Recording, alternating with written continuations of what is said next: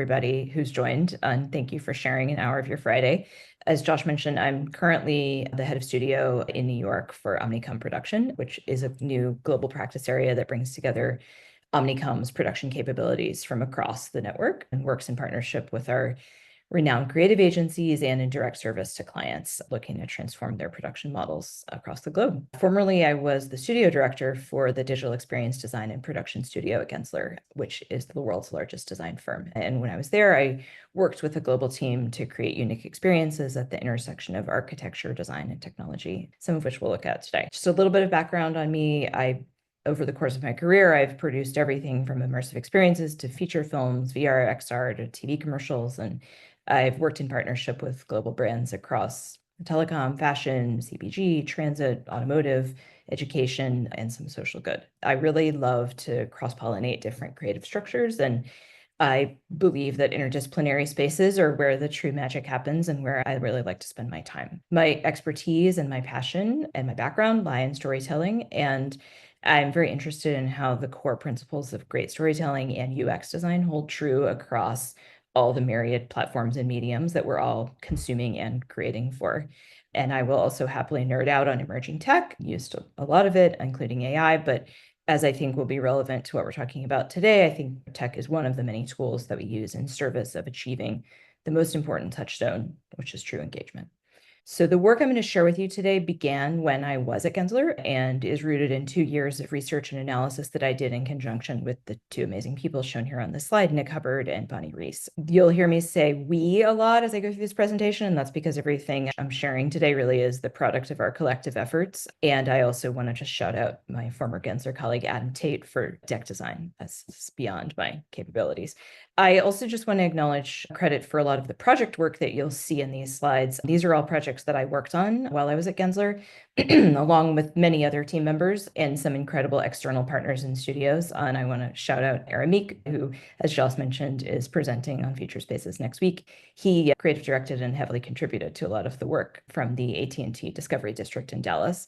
And then there's other project imagery in here from the Jackie Robinson Museum in New York and the Moody Center Arena in Austin. So today, the focus of what I'm sharing is based on the results of this 2 years of research that I did with this team on shared experiences, inclusivity, and designing for engagement. So we began this research with some key questions. In the attention economy, so to speak, where we're all constantly bombarded with new information and stimuli, how can designers, creators, anyone who wants to create a connection with an audience, drive and sustain meaningful engagement between communal spaces, which we can also call shared experiences, and the people who live, work, and play in them.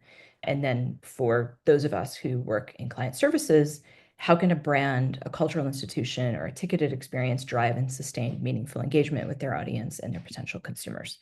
We started by looking at the value of shared experience as a tool to include and engage people. I think we know from our own lives that these experiences can be highly impactful. Shared experiences have the power to tell new stories, to break down borders, to galvanize people and foster a sense of agency and inclusion. But authentically inviting in a wide spectrum of people to truly participate and even more to feel a sense of belonging is much harder to achieve. I also want to acknowledge that when we talk about inclusivity in the context of shared experiences, we are contending with a wide array of considerations that we have to keep in mind, from physical abilities, geographic location, tech proficiency, gatekeepers and access, and of course, identity. So inclusive design can mean a lot of things, but I think our focus here is really that it not only opens the experience to a wider spectrum of individuals, it also fosters a sense of belonging that drives engagement. Acknowledging when we embarked on this research, we did so partially through the lens of Gensler's mission of using the power of design to improve the world and the human experience. But the core truths that we encountered through this process, I think, ultimately transcend any one organization or remit. And we really found that catalyzing engagement is essential to create meaningful and resonant connections between people, places, content, and experiences. And those connections are the foundation of creating value for your audience, your users, your customers, your fans, of whatever it is that you are creating and wanting them to pay attention to. The hard part, how do we incentivize and enable meaningful engagement? The work that we were all doing in our day-to-day projects and our research led us directly to immersive design. We all know that quote unquote immersive experiences have become a fundamental and unavoidable part of culture, from entertainment to gaming, journalism, cinema, and fine art. And in addition, many aspects of our daily lives, from the airports and transit hubs and retail and workplaces that we spend our time in, are designed with some notion of immersive experience in mind, however effective or not it may be. I think we've also seen the power of good immersive experiences to shift the paradigm of inclusion, both in the audience's participation and in the stories that we get to be part of. Either way, I think we felt this mandate that at this level of cultural ubiquity, the need to make these experiences accessible, engaging, and differentiated becomes even more essential. What I'll focus on today is how through this research and analysis, we really evolved our understanding of immersion. And we know immersion is about going deeper. It creates a state of flow or play or revelation. It's enabled by trust, and it takes people to places they haven't been before, facilitating new experiences and growth. Knowing all that, despite years of working in immersive storytelling, experience design, et al., it took us really digging incisively into these questions about inclusivity, engagement, and shared participation to discover something that had, in a sense, been under our noses, but really felt like it represented a paradigm shift in how immersive experience design had been defined or approached. And we landed on a new framework for the ideal user journey, different than how we had previously understood it, as a newly defined path to immersion and hence deep and memorable engagement. So I'm going to walk through that user journey and specifically look at the key insights on how we can truly engage users and audiences, and key recommendations on how we design for engagement within this newly defined framework. In order to contextualize the journey that's at the heart of this a bit, I just want to bring you along on our journey a bit, because what I'm sharing today has benefited from the contributions of some gifted creators who gave their input early on in our process, and I just want to highlight them. When my colleagues and I initially received a seed grant from the Gensler Research Institute to explore, it was really to explore what features or functionality of digital content can drive inclusivity. And we began by asking, like, how do we first define inclusivity in digital design, and how do we deliver against that promise? Knowing that relying only on our own perspectives would likely bias or limit our work, we opened a dialogue with a diverse group of creators, and their involvement in experience design and content creation really runs the gamut from commissioned projects, self-produced work, art to commercial, scholarship to advocacy. And those are the folks that you see here, some of whom stayed anonymous and many of whom are identified here, along with their craft and some quotes. We were really interested in a decentralized method of interrogating inclusivity, where people who are both making creative work and experiencing it as audience members could share their expert points of view. So we worked to define some consistent qualities of inclusive content, and we unpacked the role that context plays in shaping experience. Through that, we articulated a set of shared best practices, which we distilled and made shareable for designers and creatives within what was then our organization. At this stage in the research, and this really aligned, I think, with what was happening culturally, this is a few years ago now, as a result of the pandemic and people's need for connection, a key theme began to emerge around the essential nature of participation and co-creation. Of course, this has ties to personalization and customization, which are important drivers in all content and experience at this point. But what we were seeing was more about a feeling of belonging, being able to see yourself and put yourself into the experience, being able to co-create and influence the outcomes somehow. So we felt a mandate to keep exploring that aspect of our findings. So following on our first synthesis of insights and recommendations, we received additional support from the Research Institute to do field work and go interview users and try to validate this hypothesis we were circling around, which is, does enabling participation in and contribution to an experience lead more people to feel included and ultimately to meaningfully engage with the experience? We took two tacks here. First, to do some real-time spontaneous data gathering. This is what's shown here. This is the interactive globe sculpture at the AT&T Discovery District. So we spoke to people as they came across it in real time and really watch them, observe them, and interview them about their interaction with this in public space. And then we also had targeted, scheduled one-on-one conversations with users, so we had a chance to go deeper into their experiences. I'm summarizing the research process very top line here, so it's worth noting that we went into some depth doing all this research and synthesizing the findings, but it's really at this moment in the story where the 5 steps of this user journey began to emerge for us. As I mentioned earlier, where we started was with questions around inclusivity. We heard how crucial participation, co-creation, and belonging are to achieving something that's inclusive. And the more we talked to people across the board, the more we watched what was happening when people encountered these experiences in shared spaces, the more our understanding began to evolve that if you want to increase inclusivity and to include more people, first you have to meaningfully engage people generally. Inclusivity and engagement then are inextricably linked, and they create a kind of a positive feedback loop. These realizations all came together, and we synthesized the insights into a new construct for the ideal user experience journey. A journey that people take from learning about an experience to taking part in it with varying levels of depth and richness, in other words, being immersed and potentially even extending it to others. So these are the 5 steps that we defined as the core phases of that journey: awareness, willingness, connection, investment, and sharing. So I'm going to jump into each one of these and just examine them more closely. The first one is awareness. This is when participants become aware that an experience is available. Despite any distractions, they realize that if they want to, they can interact with it or they can experience it. This can happen in a number of ways. Maybe it catches their eye. Maybe someone else tells them about it. Maybe they literally receive an invitation.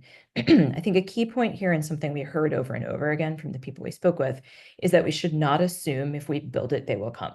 In fact, it's quite the opposite. If we build something, whether it's in digital space, virtual space, physical space, but no one is aware either that it exists or that it's available to them, even if it's literally in their path. That we talk to people who walk past this, for instance, every day on their way to work.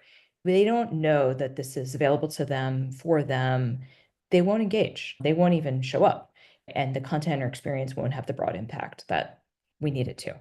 So we get through awareness, then comes willingness. Once someone is aware, they decide whether they want to participate or not. They're asking themselves, consciously or not, is this for me?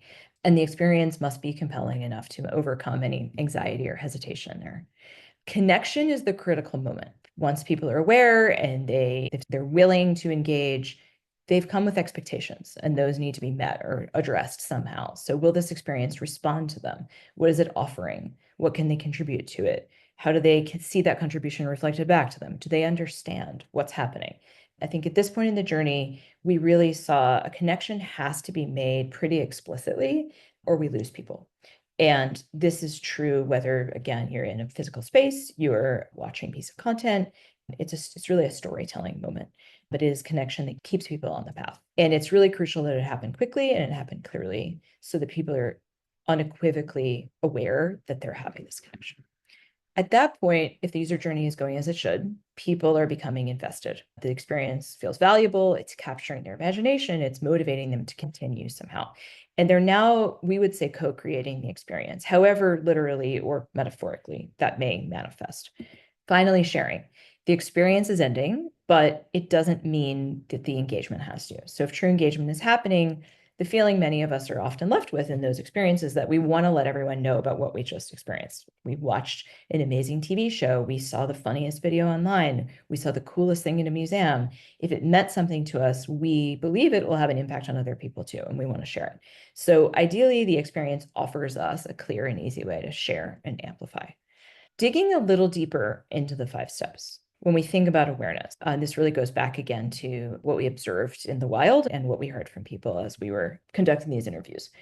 In a space where shared experience is available, there's typically competing stimuli. This image is from an actual interactive thing that's in the New York subway that's been there for, 30, 40 years. I've lived here for many years. I never noticed it, never knew it was there until I started doing more research and found it. And then I stood there for about half an hour and just watched people discover it and interact with it. I think point being, it's easy for things to get overlooked. So when it comes to especially a broader audience, how might they hear about it? And considering what successful awareness means for any experience is key. I think we particularly found that for physical installations, it's really important to have some kind of digital extension, and that's often a missed opportunity. Willingness hinges on a lot of things: prior experience, physical ability, cognitive understanding, technical proficiency, what you're already doing in that moment when you become aware and could start to engage. So for this, I think it was helpful for us to think about people having different modes that relate to their priorities at any given moment. When people are in the mood for discovery or entertainment, they're primed to notice or consider or try something out.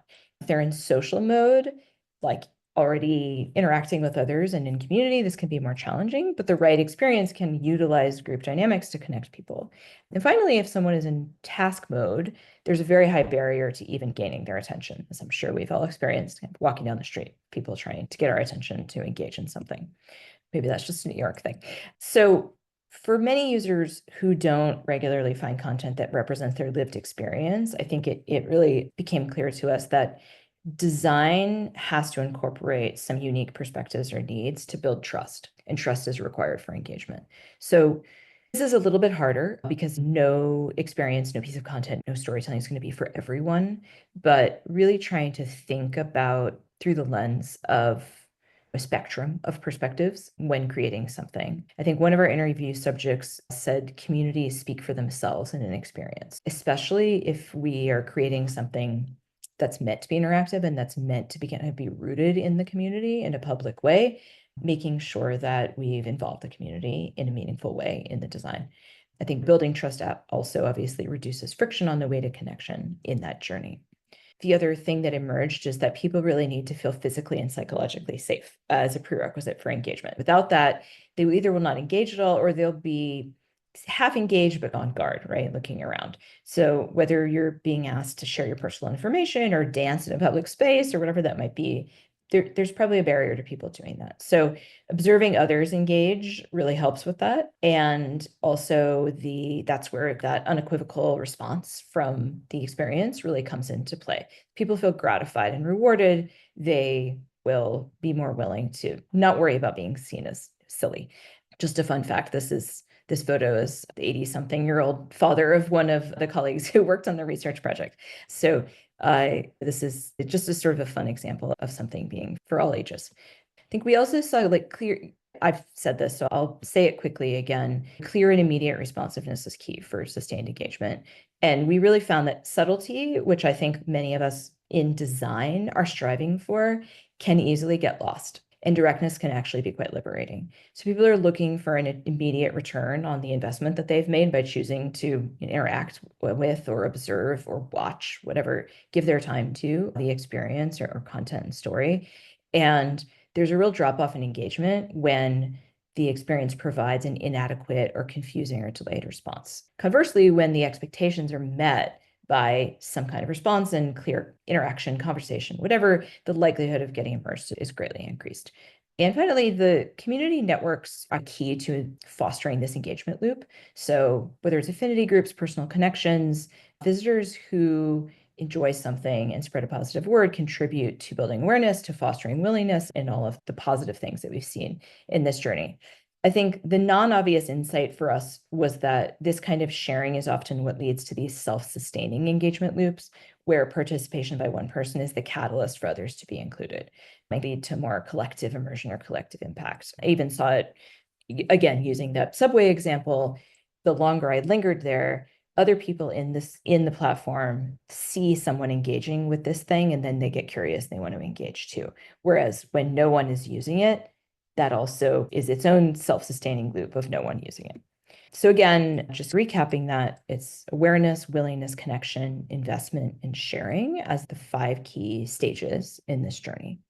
I'm going to use this real project to just take a quick look at how each of these steps plays out. This is the Moody Center Arena in Austin, which was designed by Gensler. This hosts concerts and community events and a lot of sports. Dell is one of the sponsors. And at the time, they came to our team at the Digital Experience Design Studio and asked us to kind of imagine a unique experience that would celebrate artistry, technology, and local culture. One of the key priorities in that brief was to incite joy. Maybe it should be in every brief, but it was really explicitly called out there. And we wanted to achieve that through a highly gratifying interaction driven by audience participation.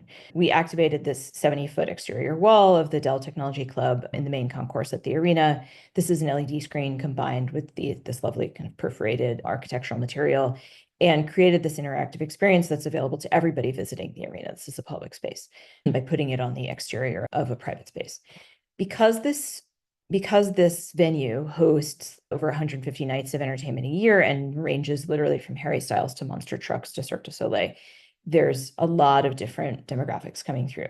So we designed a container for this experience that would welcome fans of all ages and backgrounds, and this kind of multimodal generative visualization engine that can deliver content for diverse groups of visitors, combine color themes and generative patterns and typography, and the real-time inputs from the people that are there, as you can see.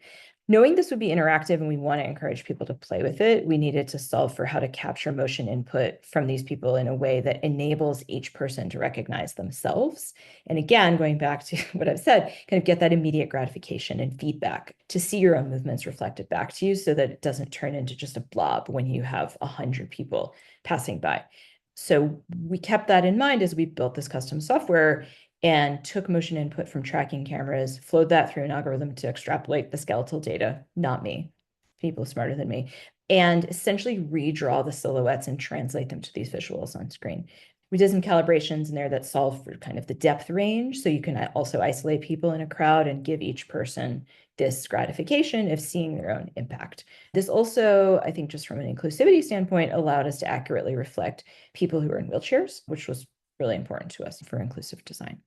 I think it's just a real world example of how these 5 phases play out in a real world interactive experience. I think I started to speak a little bit about the design thinking and strategies that we employed to design for success here.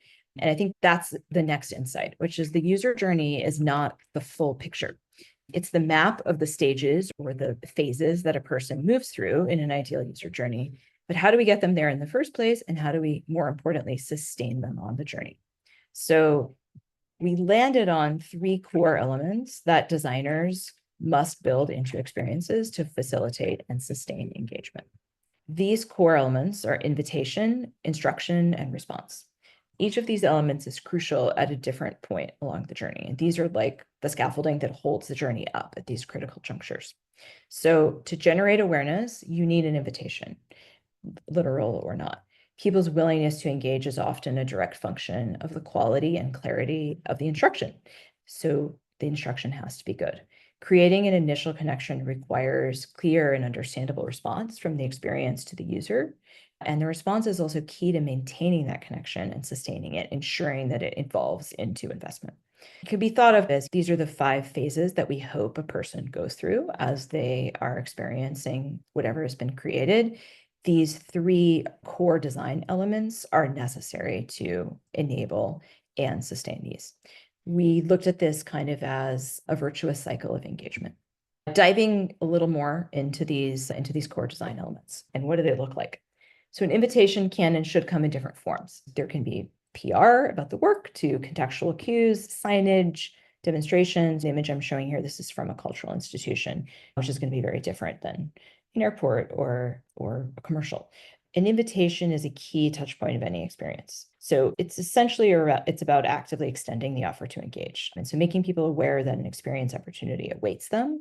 And this also, we felt, supports inclusivity because the very process of intentionally crafting invitation and thinking through a hospitality-based lens like that requires us to think through the spectrum of potential users, the ethnography of who we're hoping to reach. Instruction. People want to understand how to engage with something clearly and quickly. Instruction sets appropriate expectations, builds confidence and sense of safety, maximizes the chances of the experience succeeding in its goals. There's still, even after you pass the hurdle of gaining attention, there's a common barrier for potential participants, which is they may not assume that they're allowed or encouraged to be a part of it, right? Just because you see something on a wall doesn't mean that you're supposed to touch it or pick it up. So while maintaining space for discovery, I think we really felt that designers, creators must include elements that explain how to engage. Knowing our goal is to welcome in a broad spectrum of people and kind of enable a full immersion, we have to get creative about how we communicate clues, cues, instructions, and how explicitly. And finally, response. We defined response as a meaningful and discernible feedback from the experience to the user. So this could be providing fresh content. It could be pulling a participant deeper into an interaction. Whatever it is, it's a progression that drives value as it unfolds and it builds trust. So it's showing the user their input has worked. It's providing a payoff or gratification for their participation. And after that initial response can move into more of a conversation and kind of a give and take, because now you've got somebody in dialogue with the experience. It allows at that point for more complexity and nuance. And that's maybe where subtlety can come more into play. So all easy to say, hard to do. How do we achieve these things? Like, how do you build this in? For the invitation, we assume everything needs marketing. This goes back to if you build it, they will come as a real fallacy. The point of the invitation is to reach the people that you're trying to reach on their own terms, emphasizing relevance, highlighting your commitment to whatever the access point is that would be important to that audience. And you do this at varying distances from the experience, whether it's varying times before it's available, extending physical into digital, extending digital into physical. There's a number of ways to look at that. We found no matter what, that audiences benefit from repeated and explicit cues. And in the case of more physically based experiences, if there's staff, there's docents, there's even guards, make sure that they're trained to encourage engagement and that they understand how the experience is meant to work. This we found in our research that really makes a big difference as a form of invitation and also instruction. I think just as a real world example, a lot of people may be aware of that project Soul Paint XR project that won special jury prize at South by last year and probably many other prizes. And I was talking to the and they told me something that really stayed with me, which is not just that they were thinking about what a user's experience would be while they're in the experience, but what the user's experience would be from the moment the person signed up to attend South by, whether that person even knew about the existence of Soul Paint or not. And I thought that was such an incredible insight and really dovetails nicely with our findings here. When we get into instruction, the goal of instruction is just to provide sufficient information so that we bridge the gap between awareness and willingness to participate. So this can be very broadly defined. Like this could be gamified completely. This can be inside of a headset. It can be artful cues. It can be built into the story. It can be a step-by-step tutorial. It can be a person standing there telling you how to use something. It can be signage. There's many different ways to do this. I think the recommendation generally was just thinking about it holistically, like within the design vision, language, and paradigm of the overall experience and doing what's right for your audience, being true to your design and your story. Finally, response. Response has to do a lot of things. This is a heavy lift. It has to be visible. It has to be tangible. It has to be understandable. It has to recognize that people maybe prioritize different sensory inputs. So successful responses add layers of complexity and nuance over time through things like progressive disclosure, building intensity, unlocking new content, different featured elements, and some personalization and customization. One great example that I love is the musical swings experience by the Montreal-based studio DiLeo tous les jours. This to me is such a clear and strong example of using responsiveness as a continuation of instruction and where new aspects of the experience emerge the more you engage. These are literally swings, and how high you swing changes the quality and the tone, sound of your instrument. It's essentially, you're playing an instrument by swinging. And every swing is a different instrument. So as people swing together or separately, they form an orchestra. The response is therefore so embodied. It's nonverbal. It's widely relatable. It's accessible to almost anyone. I just think it's incredibly effective.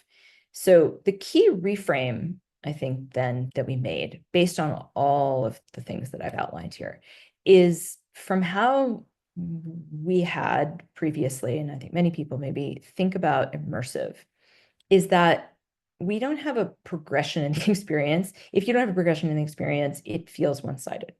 You can curate, you can have a strong narrative, you can have a cohesive world, but we have to also give people the feedback response that they need to feel like they're part of the experience, that they belong, and they know how to continuously orient themselves within the experience.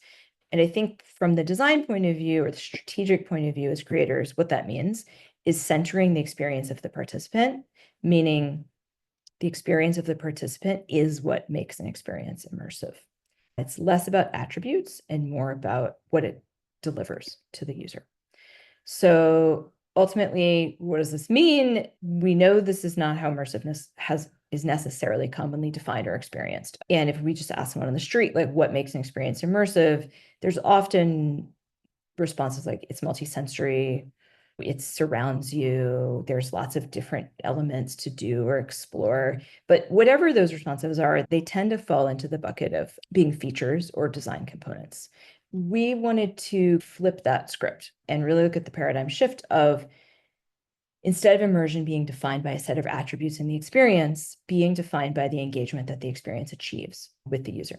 So it's defined not by what the experience is, but by how it makes people feel. Sorry, wrong slide. So why is this important? I think in the model where we think about experiences from like a features and attributes standpoint, people are treated as consumers. It's a unilateral one-way relationship. The experience is acting on them. They are just passing through and absorbing this immersive thing that's around them. But when we reframe immersion as I've just outlined, the users become participants. They become co-creators of their own experience. It's based on a continuous connection and a deepening investment in what the work has to offer, whether that's a story, a message, something to sell, a new perspective, whatever it may be. So the intersection of connection, investment, and response is creating the state of immersion. Through the research and the discovery and analysis I've talked through today, that virtuous cycle, that kind of wonderful engagement loop, became our new benchmark for immersive experience. So my hope is that this can be a valuable tool for designers, artists, marketers, all of us, as we continue to seek and foster connection and community, and as immersive experience becomes more and more present throughout the spaces where we live, work, and play. Thank you so much. This is a little QR code that will just get you to my LinkedIn if you want to connect and discuss anything further. Amazing. Sarah, thanks so much. This is really fantastic. If anybody has any questions, feel free to throw them in the chat. Also, or you can just go camera on and just wave at me and I can call on you. One of the things I would love to start with is I'm super curious about how this differs when you're designing for something that might be like a one-time experience, like maybe, or like a seldom experience, like a museum. People might go to a museum once or maybe once a year, like the Jackie Robinson, versus going to something like AT&T, which is like their workplace, which are there every day. Because like obviously you don't necessarily want to distract people on their way to and from meetings every day. That's probably not like the affordance you're going for. So like how does your team think about that in terms of like turning up the levels of engagement? It's a really good question. And I think there's an almost infinite spectrum of possible needs along what you're describing there.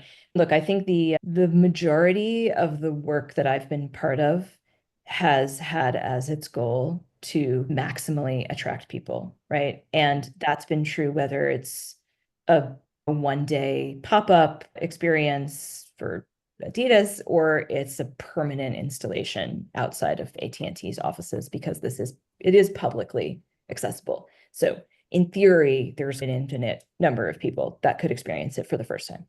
Certainly, like when you get into ticketed experiences, I did a panel last year at C2 actually about this, like how do you sustain engagement and create longevity in long-running experiences. And there were people on the panel who know a lot more about that than I do. People who are part of the creation teams behind Sleep No More and the Messy experience. But I think so I'll give group credit to what I'm about to say, because I think it came out of that panel discussion. But I think it really came back to some of the same insights I'm sharing here, which is about inviting people in and giving them something that they feel is for them. And that can take a lot of different forms. It can literally be personalized or customized. And in that sense, you might actually get repeat visits, right? If you give someone a different experience every time they go through something, you could potentially get them to come back. I think that's even true of other types of repeatable non-ticketed experiences like this AT&T Globe behind me. You're going to have something different every time you go through. And yes, if you work in that building and you pass by it every day, you probably ignore it much of the time at some point, right? But it's available to you. So I don't know. I'm not sure if I've given like a perfect answer to your question, but I think a lot of this still holds true. It's just thinking about what degree of progression or change in the story you may need to have over time if you want to keep people coming back. Okay, great. iPad has a question. Do you I want me to always ask? I can read it out. I'd love to hear more about how to communicate complex ideas through shared experiences with more intricate interactions. What is your design process like? So, what's your design process like? How do you, Wow. yeah, I think that look, I anything I'm saying here is also reflective of working with big teams. So it's not certainly not. And I am a producer and team leader, not a designer. So just want to acknowledge that. But reflecting the process that's I think has worked well for the teams that I've been part of and led. Again, I think going back to starting with a really clear brief and understanding your audience. I come from film originally, and audience is everything. You don't make a feature film without thinking about who it's for and who's going to see it, right? And I come from indie film, so it's really about making sure that you understand that you have an audience, that you'll be able to find a distributor, that people will see in it what you want to see. I think the same holds true here. So I do think that it's very easy to slip into design for design's sake. It's easy to slip into tech for tech's sake. It's easy to get into a closed loop about whatever valid business needs we may be trying to support for our client, trying to make sure that alongside all of that, we are keeping in mind, again, the audience, the connection, and what we want them to take away from it. I do think this holds true across any platform. So it's not just really even a function, it's a storytelling function. okay. Oh, Tally, you had a question. I did. What do you think is the most meaningful or impactful project that you've worked on in your career? Good question. Wow, wow, wow. One of the one of the most fun experiences I've had, I don't know if I can pick a favorite child, but I'll say just one of the most fun experiences I had was working on the AT&T Discovery District. And again, shout out to Aramik, who creative directed much of the work that we did together. Part of what was amazing about it, it was such a huge canvas. And so getting to ideate and curate storytelling for something like that. And again, going back to thinking about audience, this is a public space that 50,000 people pass through every week, in addition to several thousand employees of the company. That's a pretty big demographic to be designing for. And it's a canvas that has to do a number of different things. It had to give information, it had to give brand identity, it had to give storytelling, it had a lot of jobs to do. It was really exciting because I think strategically there was so much to deliver on, and but we had the luxury of making something for this incredible space. And just shouting out some incredible media studios, Field, Unformative, whatever. And also Moment Factory did a lot of the work that I wasn't part of. Universal Everything, there's a much longer list, all created incredible content for that campus too. Very cool. Those are Awesome. killer studios too. So I'm gonna ask my own question. So I think one of the things I'm super curious about is this idea of co-creation and like allowing the audience to guide or drive the vision. That's something that we deal with a lot versus this idea of there's that old Henry Ford thing is like F people what they would want, they want a faster horse. So and it's like we're designers, so we're in the service industry, but we also have like very strong opinions. So how do you how do you serve an audience without giving them something that they absolutely don't actually want? That's a great question. And I will say, maybe for future spaces, Diana Williams, who's I think is attending this, has some smarter things to say on this topic than I do, in my opinion. And I think the answer to this probably changes a bit depending on the format and the context, right? Like it might be a different answer in MMOGs versus film versus interactive experience, whatever. But I do think there's a fundamental to it, which is looking at the universal truths of, not to get too heady, but what are the universal truths of what people want and what drives people?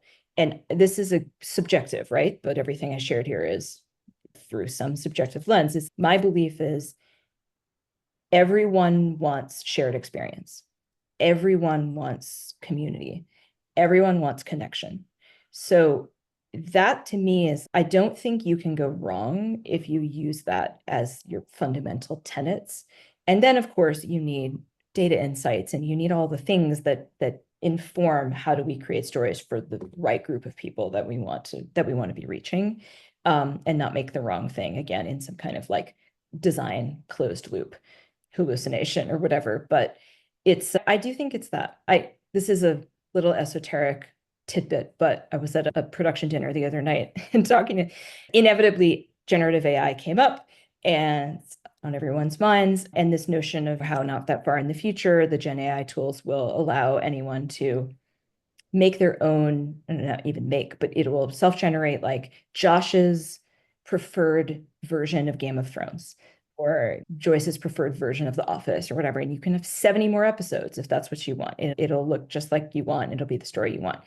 And that it was countered by this viewpoint, which this person told me came from research. I haven't read this, so take it for what it's worth. But that some scientists essentially did this analysis and said humans will not be able to grapple with more than 5 potential versions or permutations of these things, because we fundamentally need to be able to relate to each other about what it is that we experienced.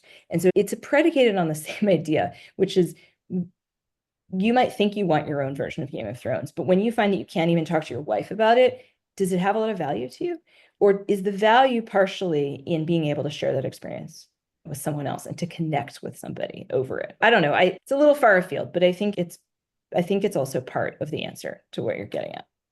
Yeah. No, by the way, I would love to just go down the rabbit hole on that because it's funny. It's like, of course, like half the reason I watch White Lotus is so I can talk to people about White Lotus. And if they saw something that has like totally different permutations, like that's a completely worthless conversation for me. So, but then there are things like games. Like my son plays a lot of these like Roblox or like these big world games. And they're all getting very different experiences. And then but I guess there are through lines that they can all relate to. So I don't know. And there's like a social and communal element to those games, right? Where they're interacting in some form. Anyway, I'm definitely not a Roblox expert, but Yeah. yes, I actually think this is a plug for immersive experience or experience design generally, which is as in the moment we're in, where theatrical film is certainly not what it used to be. TV has changed completely. TV is very niche as opposed to very broad, but streaming, all of the fragmentation of that market, like all the things where we find community around those shared experiences has shifted a lot. And there's actually a big opportunity for brands, for creators to fill that gap, I think. Yeah. No, actually, I'm 100% a believer in having people together in shared time and space. This is actually right now what we are doing. Okay, but I'm hogging it. Do you want me to, so iPad is another question. Do you want to ask yourself or do you want me to ask for you? I'll give it. I can ask myself. Oh, go Hi. for it.